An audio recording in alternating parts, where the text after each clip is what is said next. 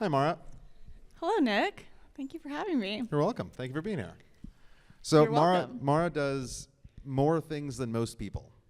She is the Program and Advancement Manager at International Society for Performing Arts. Good job. Thank you. I am good at memorizing things. The second is she is the co-founder and producer of Art Bath, which is a super cool, innovative, interdisciplinary performance series here in New York. They sell out pretty much every show, so if you get a ticket, go. But it's like, the way I think about it is like, if it's art, it is there. From like film to tap dancing to painting to singing to story, it's all there. Thank you, Nick. And then in her spare time, she's a professional dancer with the Met Opera. So, you know, just casual stuff. That's all true. Yes. So I think you have a very interesting vantage point into sort of the arts world, right? At ISPA, you see it globally from organization top down.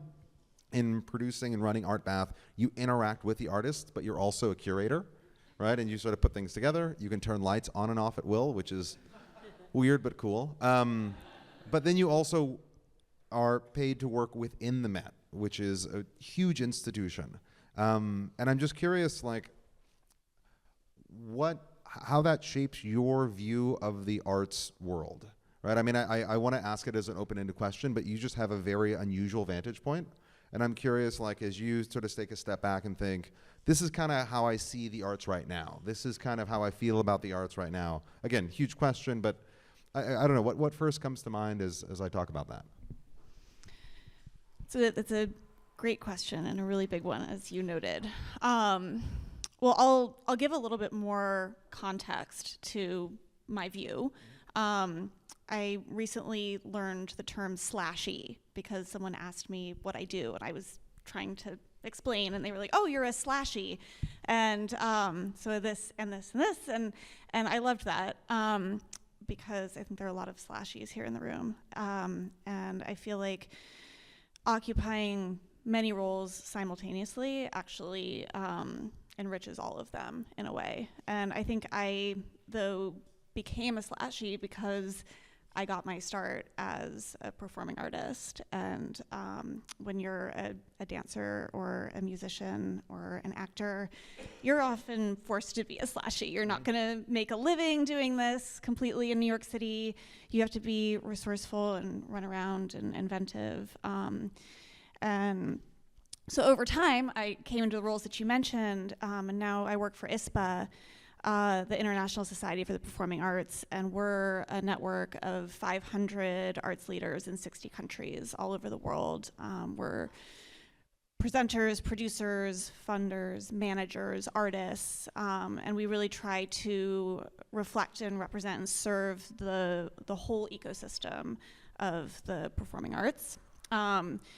And then Art Bath, as you mentioned, is based here in New York, and as of now, and we're kind of on the fringes of things. So we work with actually a lot of artists who've performed at Lincoln Center and big name artists who want to do something exciting and cool and different and in an intimate, kind of rugged space. And we curate these. We think of them as art parties meet concerts, and I saw a tap dancer tap dance in paint, which was very cool. I loved that one actually. Yeah. That was a fun one.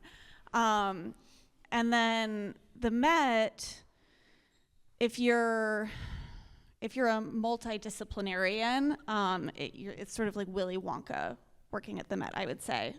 So you're exposed to just so much theater, music, art, dance, all of the time.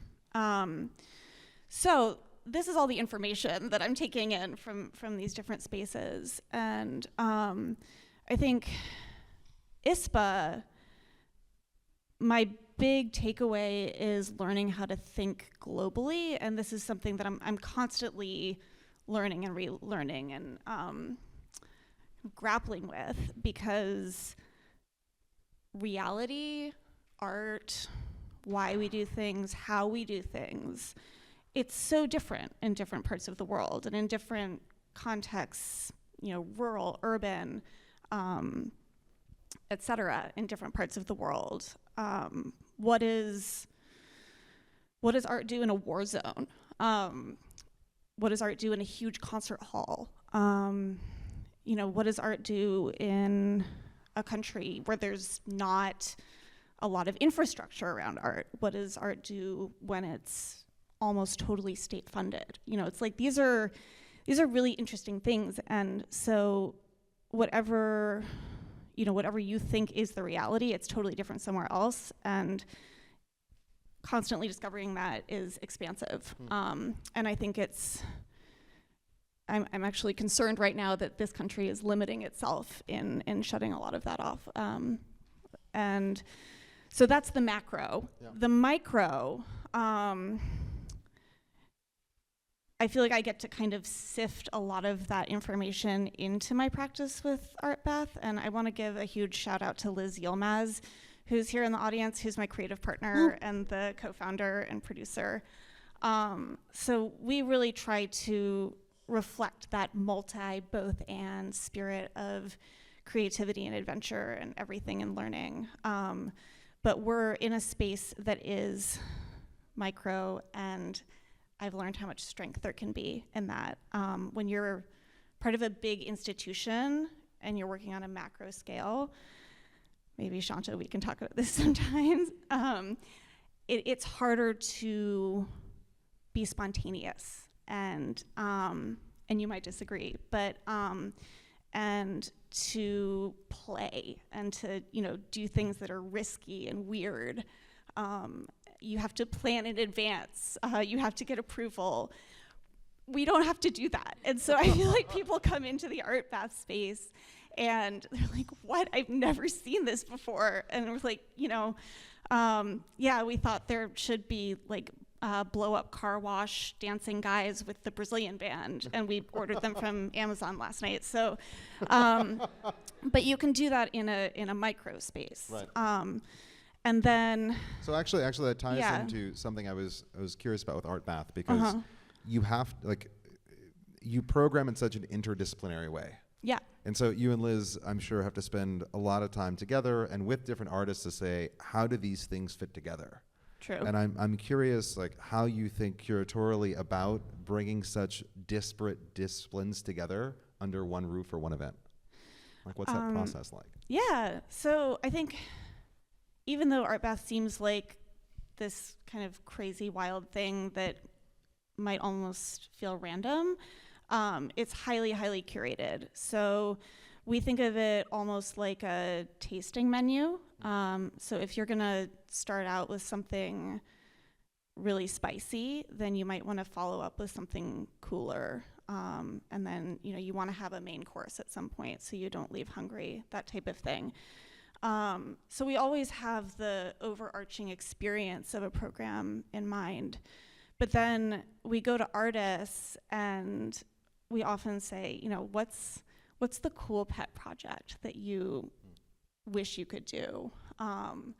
And we've experienced such cool things from, a famous tenor who wants to sing with a jazz band, for example, or, a dancer who wants to work with paint. And then the other thing that we really do is, so there's this weird experimental cellist coming in, and Liz and I will say, would you be open to working with Buto? We really think that this would go well with your cello. And so we create these pairings, unexpected pairings, and I should add that fine art is also a really important part of this, because we consider that to be like one of the paints on the palette that we're cooking with when we're coming up with this meal. So I hope that explains. Yeah, it does. I think with all the stuff that you're doing, similar question that I asked Ashanta, if you could sort of wave a magic wand and this community could help you, or you could talk to people about something, what would you want? What is it that you need? Oh gosh. Okay, thank you for that. Well, I'll give a shameless plug for ArtBath's show on October 16th. Actually, at Lincoln Center, we're taking over the Rubinstein Atrium. And so it would be just coming and engaging and discovering what it is we do. And then I think also, you know, during the pandemic, I think a lot of things closed and shut down, as we know, and spaces where experimentation and kind of the creative energy can come together on the fringes, a lot of that went away. And I loved Shanta's mandate to like go out and discover and participate in things. That's for decades what's made this city so great in so many ways. And you're missing out if you're not actively seeking it out. And so, I mean, come to our shows, but then all of these artists are doing such interesting things all over the city. Check it out. Also, we do accept tax-deductible donations. And just for Compass, then I'm pretty sure they can accept real estate too. So if anybody has a building they need to donate, I'm just, you know. Thank you for that. We are actually, we worked out of a space in Midtown called the Blue Building for 3 years, and it has just closed. So we're actively looking for new venues. If anyone's interested, talk to Liz or me. Yeah. Yes. All right, last question for you before we move on to Pete would be, I think it's very cool that you've spent so much time rehearsing and then being on stage and then creating stages for others. What would you say is one of the sort of like single, like I'm trying to phrase this, like a single creative truth that sort of like goes through all of those? Like, do you feel that there's a lesson that you've learned through one that carries through all of them, that's sort of a touchstone that feeds back into itself? Does that sort of make sense? Yeah, I think so.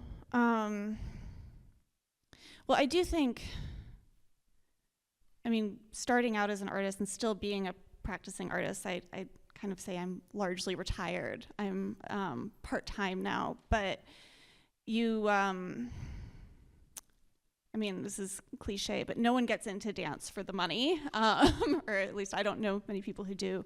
And I think practicing artists go after their art because they feel this burning, ineffable passion.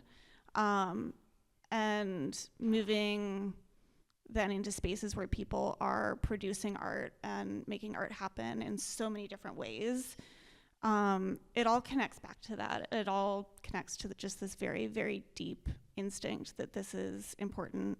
And so I think I honestly feel really lucky to get to spend my life in touch with that and to share it with so many people. Mara, thank you very much. Thank you.